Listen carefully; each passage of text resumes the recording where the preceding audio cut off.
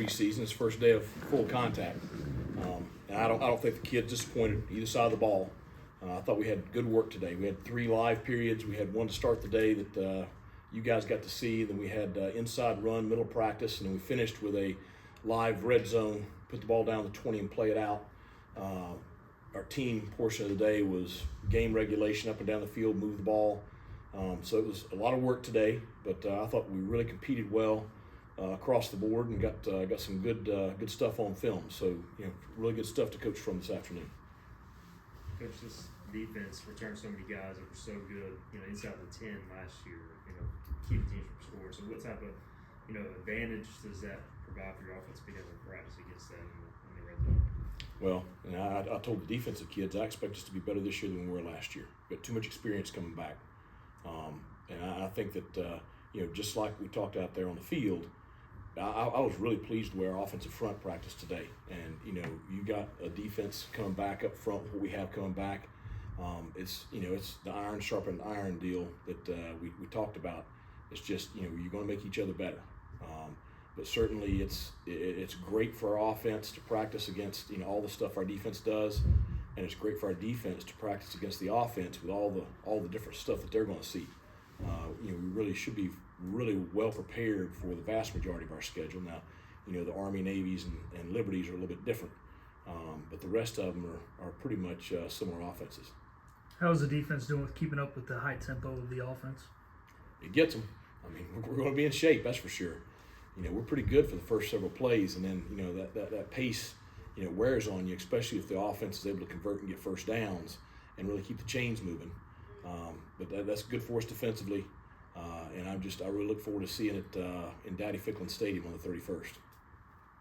The transfers, freshmen, we give them a lot of attention because they're new, but like the guys going into their second, third year, do you see them make a jump this time of year compared to the past?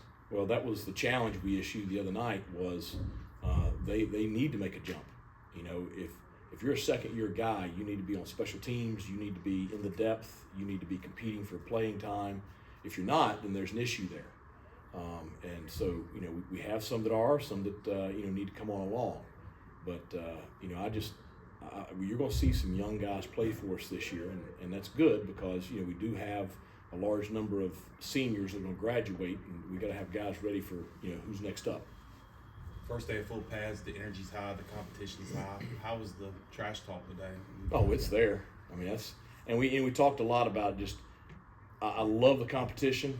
Okay, we got to keep it in check though. We can't have silliness that takes away from practice, and so there's a line that we got to be able to play with in practice and on game day. And so for us, we don't want to practice anything that we're not going to be able to do on game day. So I got no problem with them going at each other, but I want to keep it make sure we keep it appropriate. What do you like so far about what you see out of Hauser and Garcia quarterbacks? Well, I guess probably the number one thing is their accuracy. Number two is probably decision making. I think those are two pretty important qualities for a quarterback. I thought Caton had his best day of the fall camp yesterday. I mean, he really played well. Today, I need to look at the film, but Jake was with the ones today. Certainly did some good stuff, but we threw a lot more at him today, especially during the live periods. Now all of a sudden it's not tag, it's not thud. I mean, it's tackle to the ground, and so that changes the way people operate sometimes. And Jake and Kate, I mean, they can move pretty good. Not that they're just running, but how much does that maybe provide them improvising a little bit? Oh, no doubt. I mean, they have the ability to do things with their legs. Now, neither one of them you would label as a running quarterback, but when the play's there, they're able to make it, and both of them have done that. Jake had a real nice play inside the 10 today, scrambling. Caton had a zone read the other day, went for about 30 yards. So, when the play's there, they can make it with their legs, and they can also extend plays, which I think that's, vitally important. In today's college football, with all the, multiple defenses you see and all the pressure you see, the ability to improvise when the play breaks down is very, very important. How much of a concern is the storm and the rain and all that this week? It's a huge concern, just like the heat was last week. You have no ability to practice if it gets really bad, and that concerns me for the next several days. We're supposed to have a practice tomorrow night under the lights to help prepare us for the night games to start the season.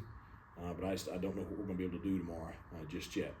You know, the players, they'll be ready. You know, we'll try to get practice in whenever we can, try to find the best window. How's the offensive line coming along with the new coach in that room? And Very pleased. I'm very, very pleased with the offensive line right now. You got guys with experience. That's huge. I think that Matt and the other guys working with the offensive line have done a great job with that group.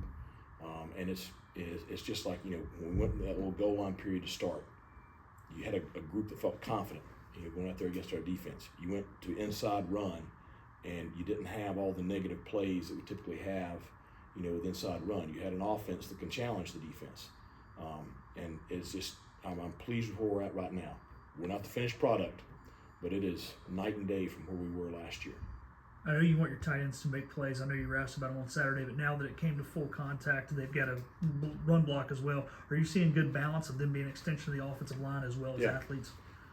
They know they've got to. You know, there's so much competition in that room right now. You know, if they don't do a great job blocking, they won't be on the field. And I can say the same thing about the receivers. You know, our ability to block on the perimeter is drastically improved. But the competition level is so high in those two rooms. I mean, there's only so many snaps on the field, and I feel like we have great depth. And so they're really pushing each other. And I'm pleased with how, you know, that aspect is coming along. John David Baker talked to Polge recently about the depth of wide receiver. Is that kind of wide open right now, or have some guys solidified their spots? Well, I think you have some guys that continue to show up every day. Winston Wright, Anthony Smith, we talked about them the other day.